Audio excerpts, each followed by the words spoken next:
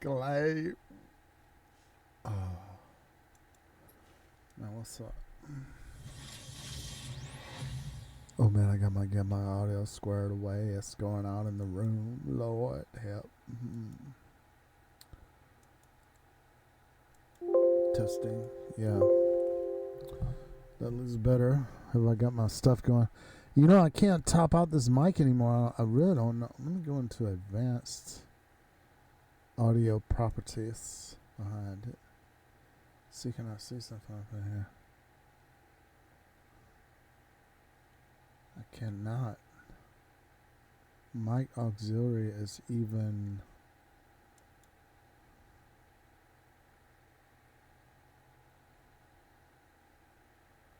Well, the balance is what's. And I could pop it up. Oh, volume percentage. Okay, so my desktop audio has got minus 3.4 dB. Huh.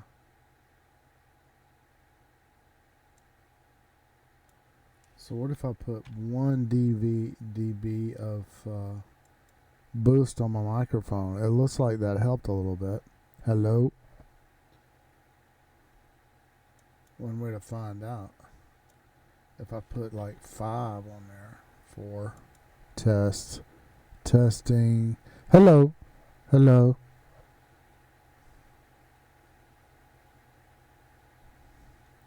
I hope this is not going to be big trouble. I don't know. But I'm sort of going to trust it and go with it.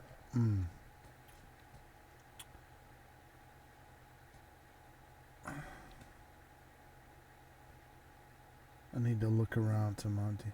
How you doing out there? I've got beef stew, and I'm eating some beef stew. I'm gonna try some different music, see if I can find some tune that I've forgotten.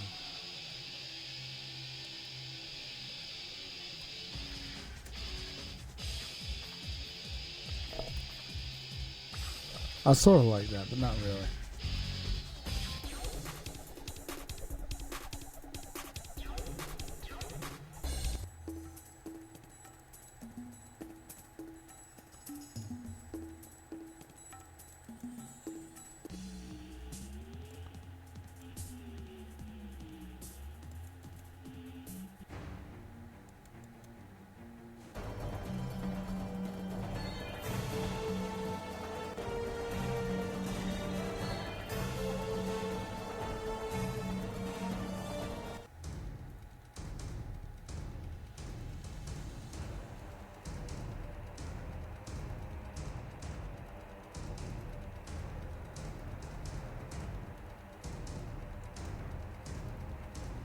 Kind of in that mood. Could this be the one?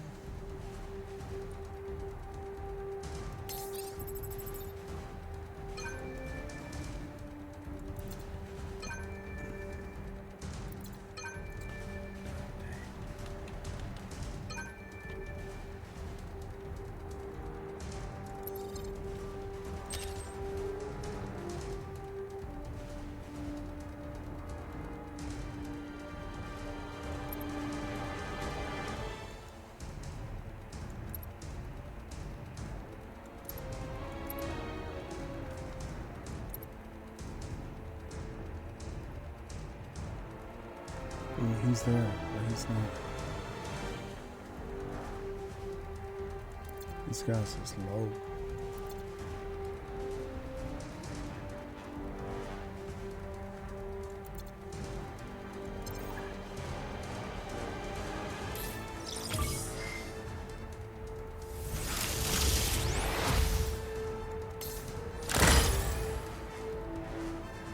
Expert. My took us.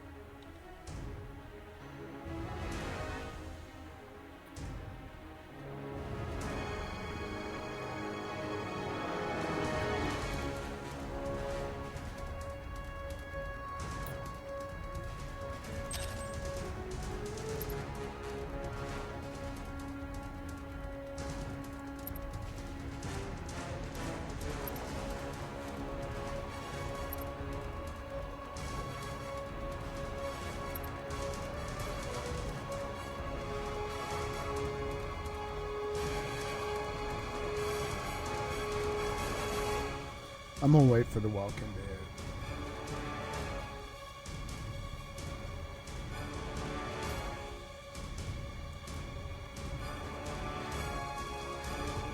Ooh, Margaret Baiga's out there.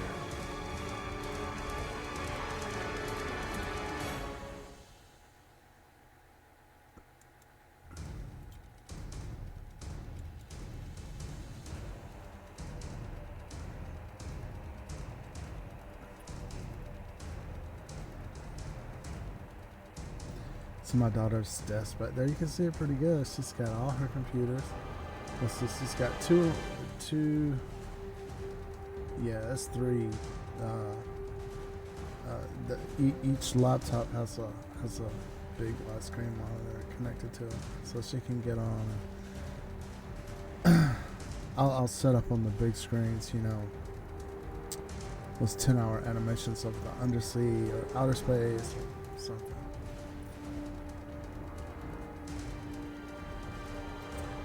See her marble boxes back there, you can see her Legos, and underneath the table there she's got all her Lego bins, tons of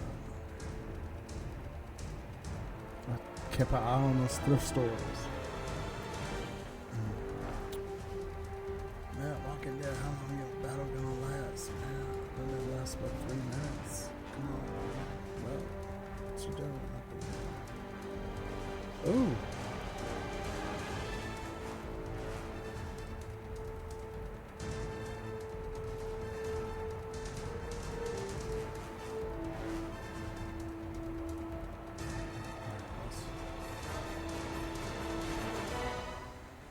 This whole layout is messed up or something. Oh, I know what it is. It's a dang VLC window. Yeah. Blow that out. Okay. That fixed my. There it goes.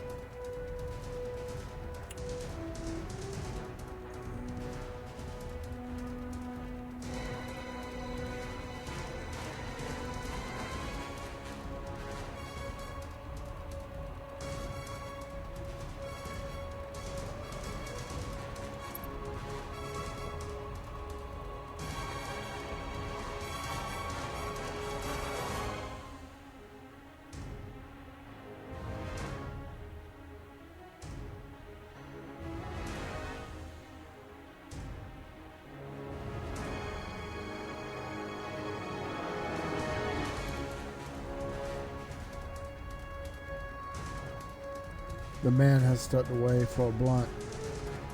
That's what is happening. Guarantee it.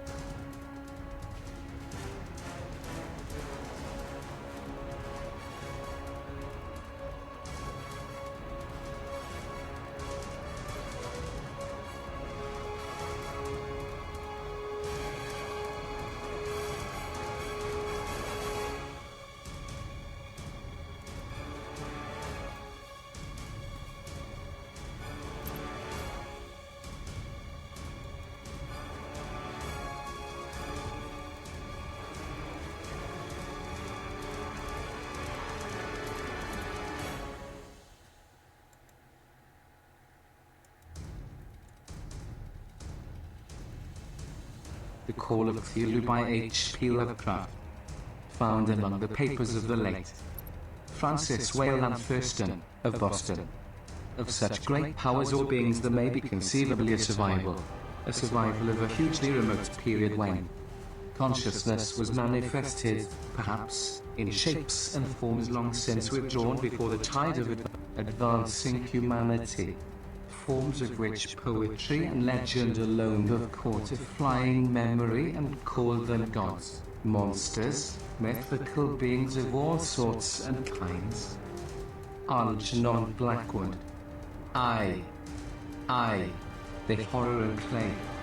The most merciful thing in the world, I think, is the inability of the human mind to correlate all its contents. We live on a placid island of ignorance in the midst of black seas of infinity, and it was not meant that we should voyage far.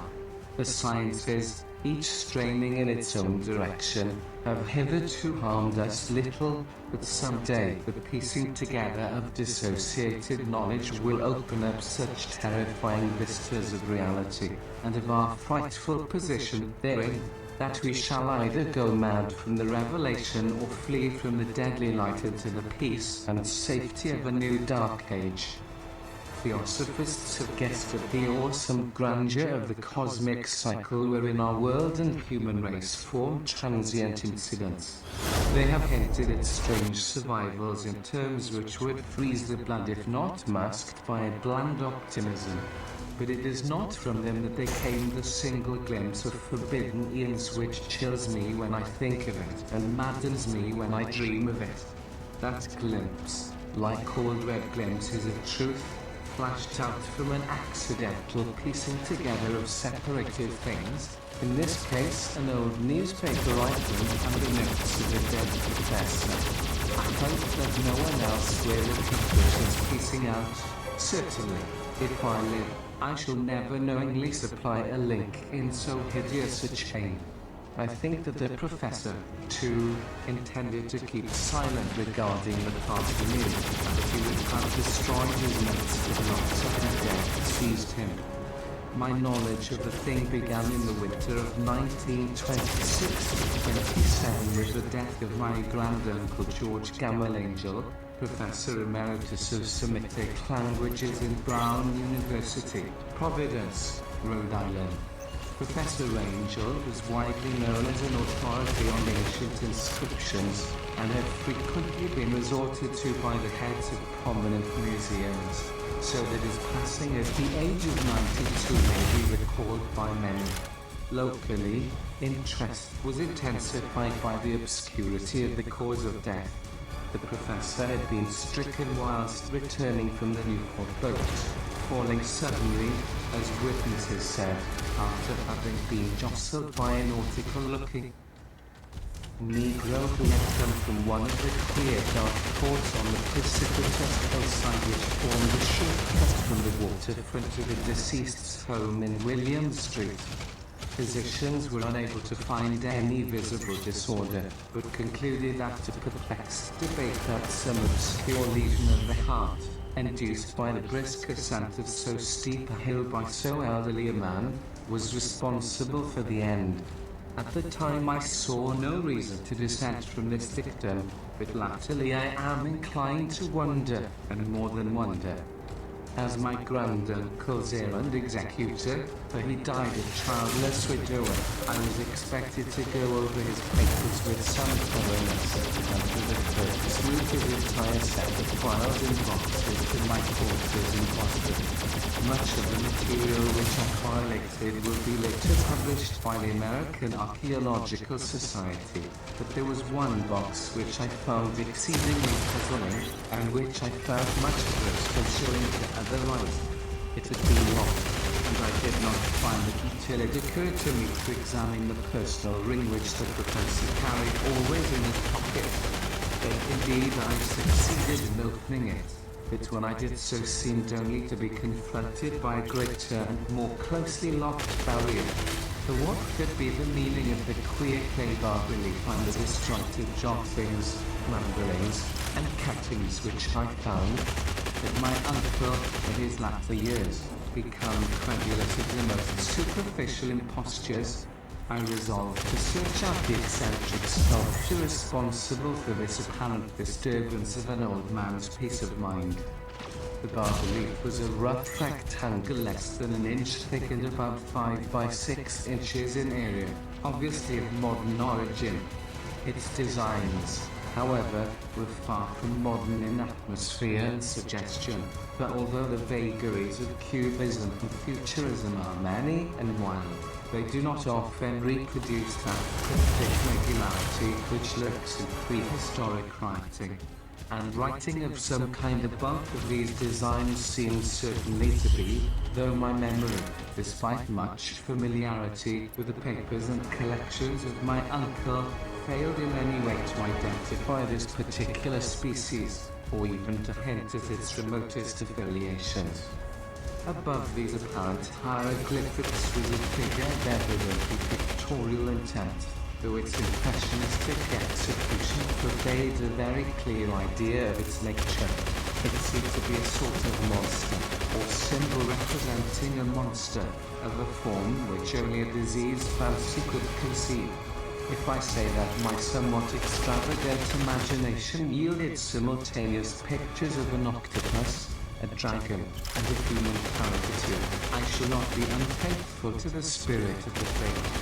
Pulpy, tentacled head surmounted a grotesque and scaly body with rudimentary wings, but it was the general outline of the whole which made it most shockingly frightful.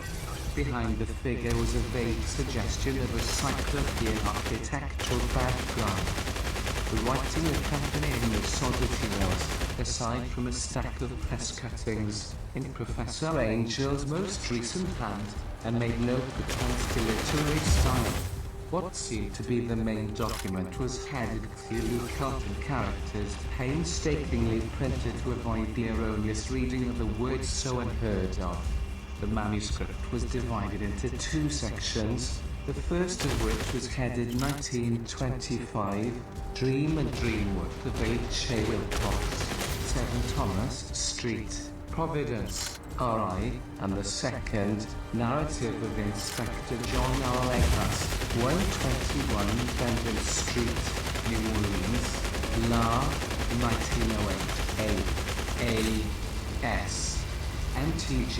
Notes on same, and Professor Websict. The other manuscript papers were all brief notes. Some of them accounted the queer dreams of different persons, some of them citations from theosophical books and magazines, notably W. Scott Eliot's Atlantis and the Lost Lemuria, and the rest comments on long-surviving secret societies and hidden cults, with references to passages in such mythological and anthropological source books as Fraser's Golden Bough and Miss Murray's Rich Cat in Western Europe. The cuttings largely alluded to outre mental illnesses and outbreaks of group folly or mania in the spring of 1925. The first half of the principal manuscript told a very peculiar tale. It appears that on March 1st, 1925, a thin, dark young man of neurotic and excited aspect had called upon Professor Angel bearing a singular clay bas-relief, which was then exceedingly damp and fresh. His card bore the name of Henry Anthony Wilcox, and my uncle had recognized him as the youngest son of an excellent family slightly known to him, who had latterly been studying sculpture at the Rhode Island School of Design and living alone at the Fleur de Lis building near that institution. Wilcox was a precocious youth of known genius but great eccentricity, and had from childhood excited attention through the strange stories and odd dreams he was in the habit of relating. He called himself psychically hypersensitive, but the state folk of the ancient commercial city dismissed him as merely queer. Never mingling much with his kind, he had dropped gradually from social visibility, and was now known only to a small group of estates from other towns. Even the Providence Architect, anxious to preserve its conservatism, had found him quite hopeless. On the occasion of the visit, round the professor's manuscript, the sculptor abruptly asked for the benefit of his host's archaeological knowledge in identifying the hieroglyphics on the bas-relief. He spoke in a dreamy, stilted manner, which suggested cold and alienated sympathy, and my uncle showed some sharpness in replying. The conspicuous freshness of the tablets implied kinship with anything but archaeology. Young Wilcox's rejoinder, which impressed my uncle enough to make him recall a recorded verbatim, was of a fantastically poetic cut which must have typified his whole conversation, and which I have since found highly characteristic of him. He said, "It is new, indeed, for I made it last night in a dream of strange cities, and dreams are older than brooding time, or the contemplative sphinx, or garden good of Babylon." It was then that he began that rambling tale which suddenly played upon a sleeping memory and won the fevered interest of my uncle. There had been a slight earthquake tremor the night before, the most considerable felt in New England for some years, and Wilcox's imagination had been keenly affected. Upon retiring, he had had an unprecedented dream of great cyclopean cities of titan blocks and sky-flung monoliths, all dripping with green ooze and sinister with leaden horror. Hieroglyphics had covered the walls and pillars, and from some undetermined point below had come a voice that was not a voice, a chaotic sensation which a new fancy could transmute into sound, but which he attempted to render by the almost unpronounceable jumble of letters. He moved down. This verbal jumble was the key to the recollection which excited and disturbed Professor Angel. He questioned the sculptor with scientific minuteness, and studied with almost frantic intensity the bas-relief on which the youth had found himself working, chilled and clad only in his night clothes, when waking had stolen bewilderingly over him. My uncle blamed his own age, Wilcox afterwards said, for his slowness in recognizing both hieroglyphics and pictorial design. Many of his questions seemed highly out of place to his visitor, especially those which tried to connect the latter with strange cults and societies, and Wilcox could not understand the repeated promises of silence which he was offered in exchange for an admission of membership in some widespread mystical or pagan religious body. When Professor Angel became convinced that the sculptor was indeed ignorant of any cult or system of cryptic lore, he besieged his visitor with demands for future reports of dreams. This bore regular fruit, for after the first interview the manuscript records daily calls of the young man, during which he related startling fragments of nocturnal imagery whose burden was always some terrible cyclopean vista of dark and dripping stone, with a subtle voice or intelligence chatting monotonously in enigmatical sense impacts and indescribable save as gibberish. The two sounds most frequently repeated are those rendered by the letters Cthulhu and IA. On March 23D, the manuscript continued. Wilcox failed to appear, and inquiries at his quarters revealed that he had been stricken with an obscure sort of fever and taken to the home of his family in Waterman Street.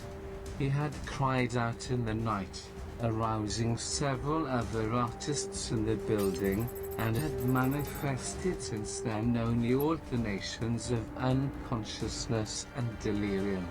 My uncle at once telephoned the family, and from that time forward kept close watch of the case, calling often at the Thayer Street office of Dr. Toby, whom he learned to be in charge. The youth's febrile mind, apparently, was dwelling on strange things, and the doctor shuddered now and then as he spoke of them.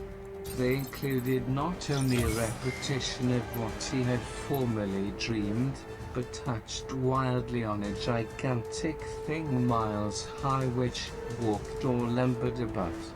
He at no time fully described this object, but occasional frantic words, as repeated by Dr. Toby, convinced the professor that it must be identical with the nameless monstrosity he had sought to depict in his dream sculpture.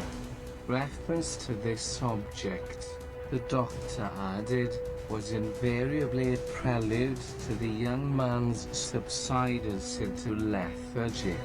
His temperature, oddly enough, was not greatly above normal, but his whole condition was otherwise such as to suggest true fever rather than mental disorder. On April 2nd at about 3 p.m. every trace of Wilcox's malady suddenly ceased.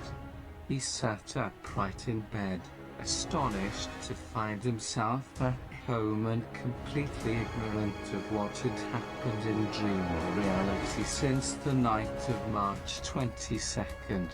Pronounced 12 by his physician, he returned to his quarters in 3 days, but to Professor Angel he was of no further assistance. All traces of strange dreaming had vanished with his recovery, and my uncle kept no record of his night thoughts after a week of pointless and irrelevant accounts of thoroughly usual visions. Here the first part of the manuscript ended, but references to certain of the scattered notes gave me much material for thought, so much, in fact, that only the ingrained skepticism then forming my philosophy can account for my continued distrust of the artist. The notes in question were those descriptive of the dreams of various persons covering the same period as that in which young Wilcox had his strange visitations. My uncle, it seems, had quickly instituted a prodigious department body of inquiries amongst nearly all the friends whom he could question without impertinence, asking for nightly reports of their dreams, and the dates of any notable visions for some time past. The reception of his request seems to have been varied, but he must, at the very least, have received more responses than any ordinary man could have handled without a secretary. This original correspondence was not preserved, but his notes formed a thorough and really significant digest. Average people in society and business, New England's traditional salt of the earth gave an almost completely negative result. Those scattered cases of uneasy but formless nocturnal impressions appear here and there, always between March 23d and April 2nd, the period of young Wilcox's delirium. Scientific men were little more affected, though 4 cases of vague description suggest fugitive glimpses of strange landscapes, and in one case there is mentioned a dread of something abnormal. It was from the artists and poets that the pertinent answers came, and I know that panic would have broken loose if they'd been able to compare notes. As it was, lacking their original letters, I half suspected the compiler of having asked leading questions, or of having edited the correspondence in corroboration of what he had latently resolved to see. That is why I continue to feel that Wilcox, somehow cognizant of the old data which my uncle had possessed, had been imposing on a veteran scientist. These responses from these states told a disturbing tale. From February 28th to April 2nd, a large proportion of them had dreamed very bizarre things, the intensity of the dreams being immeasurably the stronger during the period of the sculptor's delirium. Over a fourth of those who reported anything reported scenes and half-sounds not unlike those which Wilcox had described, and some of the dreamers confessed acute fear of the gigantic nameless thing visible toward the last. One case, which the note describes with emphasis, was very sad. The subject, a widely known architect with leanings toward theosophy and occultism, went violently insane on the date of young Wilcox's seizure, and expired several months later after incessant screamings to be saved from some escaped denizen of hell. that my uncle referred to these cases by name instead of merely by number. I should have attempted some corroboration and personal investigation. But as it was, I succeeded in tracing down only a few. All of these, however, bore out the notes in full. I have often wondered if all the objects of the professor's questioning felt as puzzled as did this fraction. It is well that no explanation shall ever reach them. The press cuttings, as I have intimated, touched on cases of panic, mania, and eccentricity during the given period. Professor Angel must have employed a cutting bureau, for the number of extracts was tremendous and the sources scattered throughout the globe. Here was a nocturnal suicide in London, where a lone sleeper had left through a window after a shocking cry. Here likewise a rambling letter to the editor of a paper in South America, where a fanatic deduces a dire future from visions he has seen. A dispatch from California describes a theosophist colony as donning white robes en masse for some glorious fulfillment which never arrives, whilst Titans from India speak guardedly of serious native unrest toward the end of March. Voodoo orgies multiply in Haiti, and African outposts report ominous mutterings.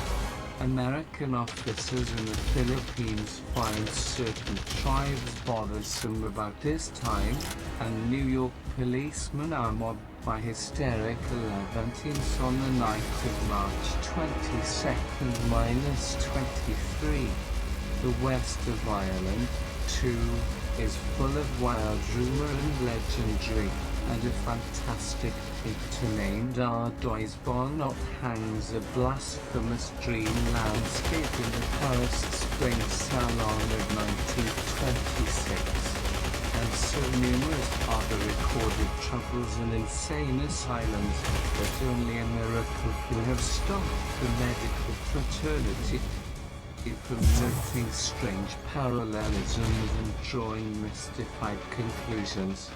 A weird bunch of cuttings, all told, and I can at this date scarcely envisage the callous rationalism with which I set them aside. But I was then convinced that young Wilcox had known of the older matters mentioned by the professor. 2. The tale of Inspector Legros. The older matters which had made the sculptor's dream and bas-relief so significant to my uncle formed the subject of the second half of his long manuscript.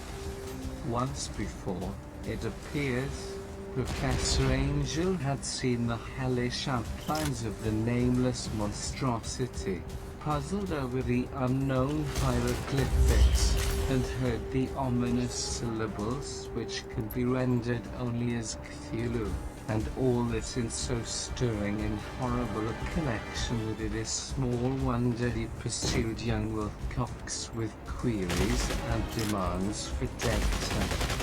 The earlier experience had come in 1908, 17 years before, when the American Archaeological Society held its annual meeting in St. Louis. Professor Angel, as befitted one of his authority and attainments, had a prominent part in all the deliberations, and was one of the first to be approached by the several outsiders who took advantage of the convocation to offer questions for correct answering and problems for expert solution.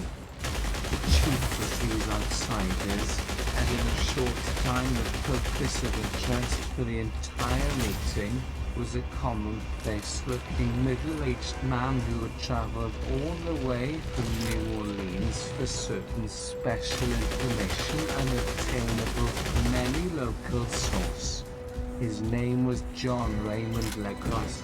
and he was by profession an inspector of police. With him, he bore the subject of his visit, a grotesque, repulsive, and apparently very ancient stone statuette whose origin he was at a loss to determine. It must not be fancied that Inspector Legros had the least interest in archaeology. On the contrary, his wish for enlightenment was prompted by purely professional considerations. The statuette, idol, fetish, or whatever it was, had been captured some months before in the wooded swamps south of New Orleans during a raid on a supposed voodoo meeting, and so singular and hideous were the rites connected with it, that the police could not but realize that they had stumbled on a dark cult totally unknown to them, and infinitely more diabolic than even the blackest of the African voodoo circles. Of its origin, apart from the erratic and unbelievable tales extorted from the captured members, absolutely nothing was to be discovered. Hence the anxiety of the police for any antiquarian lore which might help them to place the frightful symbol, and through it track down the cult to its fountainhead. Inspector Legros was scarcely prepared for the sensation which is often created. One sight of the thing had been enough to throw the assembled men of science into a state of tense excitement, and they lost no time in crowding around him to gaze at the diminutive figure whose utter strangeness and air of genuinely abysmal antiquity hinted so potently at an open and archaic business. No recognized school of sculpture had animated this terrible object, yet centuries and even thousands of years seemed recorded in its dim and greenish surface of unplaceable stone. The figure, which was finally passed slowly from man to man, the close and careful study, was between 7 and 8 inches in height, and of exquisitely artistic workmanship. It represented a monster of vaguely anthropoid outline, but with an octopus-like head whose face was a mass of feelers, a scaly, rubbery-looking body, prodigious claws on hind and 4 feet, and long, narrow wings behind. This thing, which seemed instinct with a fearsome and unnatural malignancy, was of a somewhat bloated corpulence, and squatted evilly on a rectangular block or pedestal covered with undecipherable characters. The tips of the wings touched the back edge of the block. The seat occupied the center, whilst the long, curved claws of the doubled-up, crouching hind legs gripped the front edge and extended a quarter of the way down toward the bottom of the pedestal. The cephalopod's head was bent forward, so that the ends of the facial feelers brushed the backs of huge forepaws which clasped the croucher's elevated knees. The aspect of the whole was abnormally lifelike, and the more subtly fearful because its source was so totally unknown. Its vast, awesome, and incalculable age was unmistakable, yet not one link did it show with any known type of art belonging to civilization's youth, or indeed to any other time. Totally separate and apart, its very material was a mystery, for the soapy, greenish-black stone with its golden or iridescent flecks and striations resembled nothing familiar to geology or mineralogy. The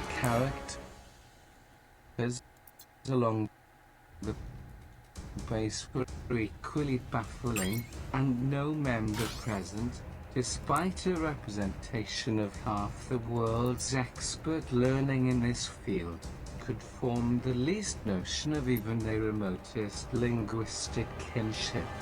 They, like the subject and material, belong to something horribly remote and distinct from mankind as we know it, something frightfully suggestive of old and unhallowed cycles of life in which our world and our conceptions have no part.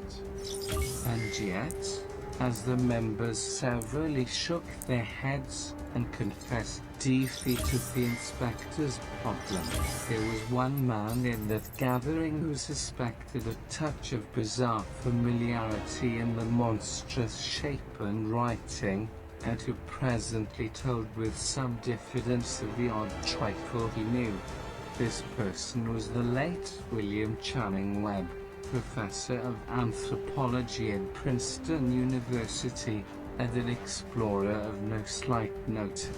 Professor Webb had been engaged 48 years before on a tour of Greenland and Iceland in search of some runic inscriptions which he failed to unearth, and whilst high up on the West Greenland coast had encountered a singular tribe or cult of degenerate Esquimaux whose religion, a curious form of devil worship, chilled him with its deliberate bloodthirstiness and repulsiveness.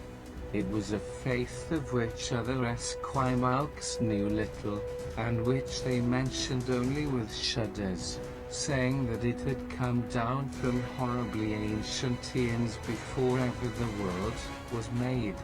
Besides nameless rites and human sacrifices, there were certain queer hereditary rituals addressed to a supreme elder devil or Tornasuk, and of this Professor Webb had taken a careful phonetic copy from an aged Angkok or wizard priest, expressing the sounds in Roman letters as best he knew how.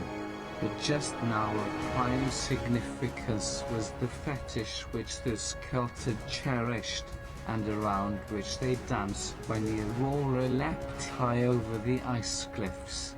It was, the professor stated, a very crude bas-relief of stone, comprising a hideous picture and some cryptic writing. And so far as he could tell, it was a rough parallel in all essential features of the bestial thing now lying before the meeting. This data, received with suspense and astonishment by the assembled members, proved doubly exciting to Inspector Legos, and he began at once to ply his informant with questions. Having noted and copied an order. I haven't read this in a long time. I've read this before, several times. It's pretty good. Yeah. I don't know, I think I have a cold or something. I think I'm in good physical condition because I got a really good diet these days. But I'm just...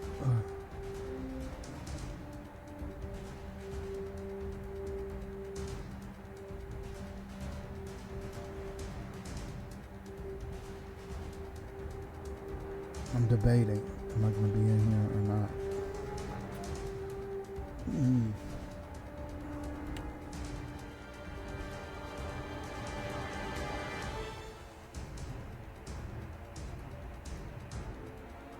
Look at my tickets. 8. Let me run through status.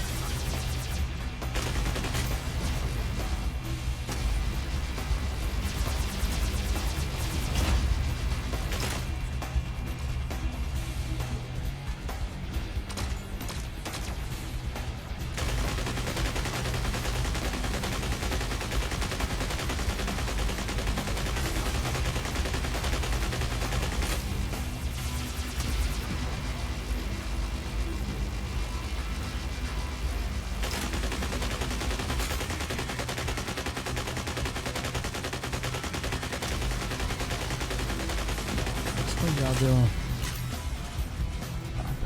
Killed.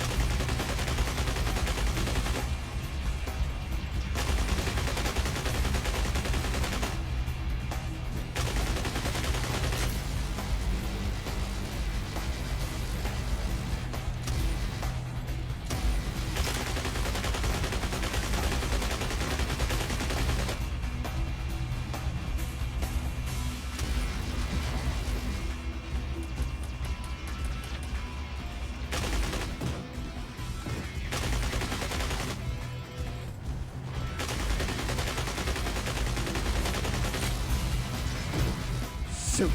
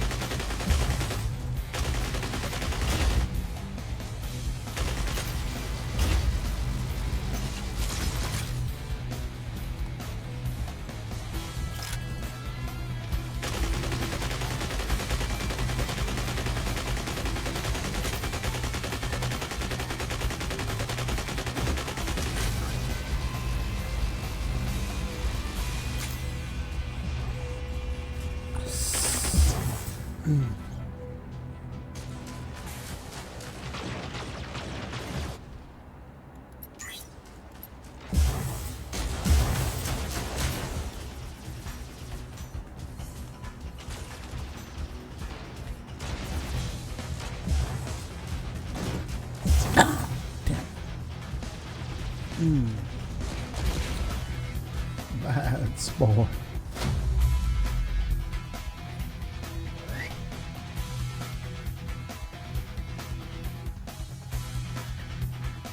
Kudowojoe. Number one.